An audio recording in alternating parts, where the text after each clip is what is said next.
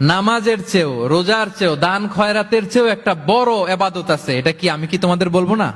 সাহাবারা তো অবাক, নামাজের চেয়েও বড় ইবাদত, রোজার চেয়েও বড়, দানের চেয়েও বড়।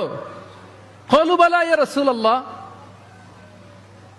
সাহাবারা বললেন অবশ্যই হে নবী, হ্যাঁ আপনি বলেন সেটা কি? বিষ্ণু সাল্লাল্লাহু আলাইহি ওয়াসাল্লাম বললেন ইসলাহু যাতিল বাইন, বিবাদমান দুই গ্রুপকে মাঝখান দিয়ে যে মিলিয়ে দেয়া। নামাজের চেয়েও বড়, রোজার চেয়েও, সাদাকার চেয়েও বড়, মিলায়া দেওয়া। আমরা মনে করি সেজদা দিতে দিতে কপালে দাগ ফেলে দিছি, এটাই তো বড় ইবাদত। এটা তো নিঃসন্দেহে বড় ইবাদত। আমরা মনে করি হজ করতে করতে শেষ করে ফেলতেছি, এটাই বড় ইবাদত। জিকির করতে করতে আমরা দিনরাত এক করে ফেলতেছি, এগুলো তো নিঃসন্দেহে ইবাদত। কিন্তু দুই ভাই বিবাদমান দুই গ্রুপের মধ্যে আপনি যদি মিলিয়ে দেন, এগুলো নফল রোজা, নফল দান, নফল সালাতের চেয়েও বেশি সওয়াবের কাজ। পড়েন সুবহানাল্লাহ।